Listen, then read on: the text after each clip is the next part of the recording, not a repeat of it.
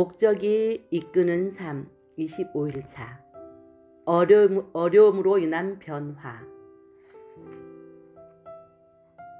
우리의 잠시 받는 환난에 경한 것이 지극히 크고 영원한 영광에 중한 것을 우리에게 이루게 함이니. 고린도후서 4장 17절. 고통의 불이 거룩한 금을 만든다. 귀용 부인. 모든 문제 뒤에는 하나님의 목적이 있다. 그분은 우리의 성품을 개발시키시려고 상황을 이용하신다. 사실 그분은 우리를 그리스도와 같이 만드시려고 성경보다도 상황을 더 많이 사용하신다. 이유는 간단하다. 이는 우리가 하루 24시간 동안 어떤 상황이든 상황 속에 있기 때문이다. 우리가 이 세상에서 살 때 많은 문제들에 직면할 것이라고 예수님이 경고하셨다. 요한복음 16장 33절. 그 누구도 고통에 대한 면역성은 없으며 완전히 분리되어 있지도 않다. 그리고 그 누구도 아무런 문제 없는 삶을 순탄하게 살 수 없다. 삶은 문제의 연속이다. 하나를 해결할 때마다 또 다른 하나가 그 자리를 메운다. 베드로는 문제에 직면하는 것은 당연한 것이라고 하면서 이렇게 말했다. 사랑하는 자들아, 너희를 시련하려고 오는 불시험을 이상한 일을 당하는 것 같이 이상히 여기지 말고. 베드로전서 4장 12절. 하나님은 우리를 그에게로 가까이 오게 하시려고 문제들을 사용하신다. 성경은 이렇게 말한다. 여호와는 마음이 상한 자에게 가까이 하시고 중심에 통회하는 자를 구원하시는도다. 시편 34편 18절. 우리가 경험한 가장 깊고 친밀한 예배는 아마 가장 힘든 때 드린 예배일 것이다. 우리의 마음이 무너져 내리고 세상에 홀로 버려진 것처럼 느껴졌을 때, 아무것도 선택할 수 없고 심한 고통으로 신음조차 할 수 없을 때였다. 그리고 우리는 하나님께로 얼굴을 향한다. 고통 속에서 우리는 가장 솔직하고 마음에서 우러나오는 정직한 기도를 배운다. 고통 속에 있을 때 우리는 형이상학적인 기도를 할 에너지가 없다. 조니 에릭슨 타다는 이렇게 지적했다. 삶이 잘 풀릴 때 우리는 예수님을 아는 지식으로 슬쩍 넘어갈 수도 있고 그분을 모방하고 인용하고 그분에 대해 이야기하면서 넘어갈 수도 있다. 하지만 고통 속에서만이 우리는 예수님을 알게 될 것이다. 우리는 고통 속에서 다른 방법을 통해서는 배울 수 없는 하나님에 대해 배운다. 하나님은 요셉을 감옥에 갇히지 않도록 하실 수 있었고, 창세기 39장 20절에서 22절. 다니엘이 사자굴에 들어가지 않게 하실 수도 있었으며, 다니엘 6장 16절로 23절. 에레미야가 구덩이에 던져지지 않도록 하실 수도 있었다. 에레미야 38장 6절. 또한 바울이 탄 배가 3번이나 부서지는 것을 막으실 수 있었고, 고린도후서 11장 25절. 세 히브리 사람이 불타는 아궁이에 던져지는 것을 막을 수도 있었다. 다니엘 3장 1절로 26절. 하지만 하나님은 그렇게 하지 않으셨다. 그분은 이 문제들이 모두 일어나게 하셨고 그 결과 그들은 모두 하나님께 더 가까이 가게 되었다. 문제들은 우리가 하나님을 바라보게 하고 우리 자신보다 그분을 더 의지하게 한다. 바울은 이러한 유익함에 대해 이렇게 간증했다. 우리는 감당하기 어려운 환난을 당해 삶의 소망조차 없었습니다. 마음속에서는 사망 선고를 받았다는 느낌마저 들었습니다. 그러나 이렇게 된 것은 우리 자신을 의지하지 않고 죽은 자를 살리시는 하나님을 의지하도록 하기 위해서였습니다. 고린도후서 1장 8절로 9절. 우리는 하나님만 있으면 된다는 사실을 우리가 가진 것이 하나님밖에 없을 때가 되어서야 깨달을 것이다. 그 문제가 왜 일어났는지에 상관없이 우리에게 닥친 어떤 문제도 하나님의 허락 없이는 일어날 수 없다. 하나님의 자녀의 삶에 일어나는 모든 일은 이미 아버지를 한번 거친 것이고, 사탄이나 다른 이들이 악하게 사용하려 할 때에도 하나님은 그 모든 일들을 선을 위해 사용하신다. 하나님이 주권 속에서 모든 것을 통제하고 계시기 때문에 모든 뜻밖의 사건들은 우리를 위한 하나님의 계획일 뿐이다. 우리가 태어나기 전부터 하나님의 달력에는 우리의 매일의 삶이 적혀 있었기 때문에 시편 139편 16절 우리에게 일어나는 모든 일은 영적으로 중요하다. 모든 것이 로마서 8장 28절에 29절이 그 이유를 말해준다. 우리가 알거니와 하나님을 사랑하는 자, 곧 그 뜻대로 부르심을 입은 자들에게는 모든 것이 협력하여 선을 이루느니라. 하나님이 미리 아신 자들로 또한 그 아들의 형상을 본받게 하기 위하여 미리 정하셨으니 이는 그로 많은 형제 중에서 맏아들이 되게 하려 하심이니라. 로마서 8장 28절 29절 로마서 8장 28절 29절 이해하기. 이 구절은 성경에서 가장 많이 잘못 인용되고 잘못 이해되는 구절이다. 이 구절은 하나님은 내가 원하는 방향으로 모든 일이 일어나게 하신다라고 말하지 않는다. 명백히 그것은 사실이 아니다. 또한 하나님은 모든 일이 이 땅에서 행복한 결말을 맺게 하신다고 말하시지도 않는다. 그 역시 사실이 아니다. 이 땅에서는 불행한 결말도 많다. 우리는 타락한 세상에서 살고 있다. 오직 천국에서만 모든 일이 하나님의 계획대로 완벽하게 이루어진다. 그래서 우리는 뜻이 하늘에서 이룬 것 같이 땅에서도 이루어지리이다. 마태복음 6장 10절라고 기도하도록 배우는 것이다. 로마서 8장 28, 29절을 완전히 이해하려면 구절별로 살펴보아야 한다. 우리가 알거니와 어려울 때 우리가 갖는 희망은 긍정적인 사고나 소원 혹은 단순히 바라는 것에서 오는 것이 아니다. 그것은 하나님이 우주를 통치하시고 우리를 사랑하신다는 진리의 바탕을 둔 것이다. 하나님을 사랑하는 자, 곧 그 뜻대로 부르심을 입은 자들에게는 이 약속은 모든 사람을 위한 것이 아니다. 하나님의 자녀들만이 위한 것이다. 하나님의 반대편에 서 있고 자신의 방법을 고집하는 사람들에게는 모든 것이 악하게 작용한다. 모든 것이. 우리의 삶에 대한 하나님의 계획은 우리에게 일어나는 모든 것, 실수, 죄, 우리의 상처까지 모든 것을 포함한다. 빚, 질병, 이혼, 그리고 사랑하는 사람들의 죽음까지도. 하나님은 가장 악한 것에서도 선을 이끌어내실 수 있다. 갈보리 언덕에서 그러셨다. 협력하여. 각각이나 독립적으로가 아니다. 우리의 삶의 사건들은 하나님의 계획 안에서 조화를 이룬다. 그것들은 각각 독립된 사건이 아니다. 우리를 그리스도와 같이 만드는 과정의 상호 의존적인 부분이다. 케이크를 굽기 위해서는 밀가루, 소금, 계란, 설탕, 그리고 기름이 필요하다. 따로 먹으면 별 맛도 없고 심지어 쓰기까지 하다. 하지만 함께 구우면 아주 맛있는 케이크가 된다. 우리의 모든 불쾌한 경험들을 하나님께 맡기면 그분은 그것을 엮어 선을 행하신다. 선을 이루느니라. 삶의 모든 것이 좋다고 얘기하지는 않는다. 이 세상에서 일어나는 대부분의 일은 악하고 나쁘다. 하지만 하나님은 악에서 선을 끌어내는 것을 전공으로 하신다. 예수 그리스도의 공식 족보 마태복음 1장 1절에서 16절에는 네 명의 여자가 등장한다. 다말, 라합, 룻, 그리고 밧세바.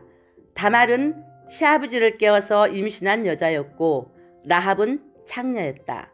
룻은 유대인이 아니면서 유대인 남자와 결혼을 하는 죄를 지었고 밧세바는 다윗과 간통을 하고 결국 남편은 살해되었다. 그들의 이런 전력들은 내세울 만한 것이 아니었지만 하나님은 이 죄악으로부터 선을 끌어내셨고 예수님은 그 핏줄에서 나오셨다. 하나님의 목적은 우리의 문제, 고통, 그리고 우리의 죄보다도 크다. 하나님이 미리 정하셨으니 모든 일에는 위대한 디자이너가 있다. 우리의 삶은 우연, 운명 혹은 운의 결과가 아니다. 삶에는 마스터 플랜이 있다. 역사는 그분의 이야기다. 하나님이 조종하신다. 우리는 실수를 하지만 하나님은 절대 실수하지 않으신다. 하나님은 실수를 하실 수 없다. 왜냐하면 그분은 하나님이시기 때문이다. 이는 그로 많은 형제 중에서 맏아들이 되게 하려 하심이니라. 그분의 목적은 무엇일까? 우리가 당신의 아들과 같이 되는 것이다. 하나님이 우리의 삶에서 발생하게 하신 모든 문제는 그 목적을 위한 것이다. 그리스도와 같은 인격 쌓기. 우리는 보석 같아서 역경이라는 망치와 끌로 깎여서 모양을 갖춘다. 만일 보석공의 망치가 거친 모서리를 깎아낼 만큼 강하지 않으면 하나님은 더 큰 해머를 사용하신다. 만일 우리가 정말 고집이 세다면 그분은 드릴을 사용하실 것이다. 그분은 필요한 것은 모두 사용하실 것이다. 모든 문제는 인격을 쌓을 수 있는 기회다. 그리고 그 문제가 더 어려울수록 영적인 근육과 도덕적인 섬유 조직을 만들 수 있는 잠재력은 더 커진다. 바울은 우리는 이러한 어려움들이 인내를 낳는다는 것을 안다. 그리고 인내는 인격을 낳는다. 로마서 5장 3절 4절 라고 말했다. 겉에서 일어나는 모든 일들은 우리 내면에서 일어나는 것보다 중요하지 않다. 우리가 겪는 상황은 일시적인 것이지만 우리의 인격은 영원할 것이다. 성경은 때때로 시험을 불순물을 태워 없애는 정제소에 불과 비교한다. 베드로는 너의 믿음의 시련이 불로 연단하여도 없어질 금보다 더 귀하여 예수 그리스도에 나타나실 때에 칭찬과 영광과 존귀를 얻게 하려 함이라. 베드로전서 1장 7절고 말했다. 어느 한 은세공인은 은이 깨끗하다는 것을 어떻게 압니까? 라는 질문을 받았을 때 제 모습이 비치는 것을 보고 압니다. 라고 대답했다. 우리의 믿음이 깨끗할 때 사람들은 우리 안에서 예수님의 모습을 볼 수 있다. 야고보는 이렇게 말했다. 이는 너의 믿음의 시련이 인내를 만들어내는 줄 너희가 암이라. 야고보서 1장 3절. 하나님이 우리를 예수님과 같이 만들고 싶어 하시기 때문에 그분은 우리가 예수님이 경험하신 것과 같은 경험을 하게 하실 것이다. 외로움, 유혹, 스트레스, 비난, 거절, 그리고 그 외에 많은 문제들을 겪게 될 것이다. 성경은 예수님이 고난으로 순종함을 배워서 온전하게 되었은즉 히브리서 5장 8절에서 9절이라고 말한다. 왜 하나님은 당신의 아들이 겪게 하신 고통에서 우리를 제외시켜 주시지 않는 것일까? 바울은 이렇게 말했다. 자녀이면 또한 후사 곧 하나님의 후사요 그리스도와 함께한 후사니 우리가 그와 함께 영광을 받기 위하여 고난도 함께 받아야 될 것이니라. 로마서 8장 17절. 예수님처럼 문제에 대처하기. 우리가 겪는 문제들이 자동적으로 하나님이 의도하신 결과를 가져오지는 않는다. 많은 사람들은 나아지기보다는 비통해지며 절대 성장하지 않는다. 우리는 예수님과 같은 방법으로 대처해야 한다. 하나님의 계획은 항상 선하시다는 것을 기억하라. 하나님은 우리에게 가장 좋은 것이 무엇인지 아시고 우리가 가장 관심 있어 하는 것을 기억하신다. 하나님은 에레미야에게 말씀하셨다. 나 여호와가 말하노라. 너희를 향한 나의 생각은 내가 아나니 재앙이 아니라 곧 평안이요 너의 장래에 소망을 주려 하는 생각이라. 에레미야 29장 11절. 요셉은 그를 노예로 팔려고 했던 형들에게 당신들은 나를 해하려 하였으나 하나님은 그것을 선으로 바꾸사 창세기 50장 20절 라고 말할 때부터 이 사실을 이미 이해하고 있었다. 히스기야는 그의 생명을 위협하는 질병에 대해 같은 감정을 보였다. 보옵소서, 내게 큰 고통을 더하신 것은 내게 평안을 주려 하심이라. 주께서 나의 영혼을 사랑하사 멸망의 구덩이에서 건지셨고 나의 모든 죄는 주의 등 뒤에 던졌나이다. 이사야 38장 17절. 우리가 어떤 문제에서 해방시켜 달라고 요청했으나 하나님이 거절하실 때마다 이것을 기억하라. 하나님은 우리의 유익을 위하여 그의 거룩하심에 참여케 하시느니라. 히브리서 12장 10절. 우리가 스스로의 고통이나 문제가 아닌 하나님의 계획에 초점을 맞추는 것이 중요하다. 예수님은 그렇게 십자가의 고통을 견디셨고 우리는 그분을 모범을 따라야 한다. 믿음의 주요 또 온전케 하시는 이는 예수를 바라보자. 저는 그 앞에 있는 즐거움을 위하여 십자가를 참으사 부끄러움을 개의치 아니하시더니 하나님 보좌 우편에 앉으셨나니다. 히브리서 12장 2절. 나치 수용소에 갇혀있던 코리템 붐은 초점을 잃지 않는 것이 얼마나 큰 힘인지를 설명했다. 만일 이 세상을 보면 우리는 절망할 것이다. 만일 우리 내부를 들여다보면 낙담할 것이다. 하지만 그리스도를 바라보면 안식할 수 있다. 집중을 어디에 하느냐가 우리의 감정을 결정한다. 하나님께 집중할 때 그분을 기쁘시게 한다. 우리의 초점이 감정을 결정할 것이다. 인내의 비밀은 고통은 일시적이지만 그 상급은 영원하다는 것을 기억하는 것이다. 모세가 여러 삶의 문제들을 견딜 수 있었던 것은 그가 상주심을 보았기 히브리서 11장 26절 때문이다. 바울도 같은 방법으로 고통을 이겼다.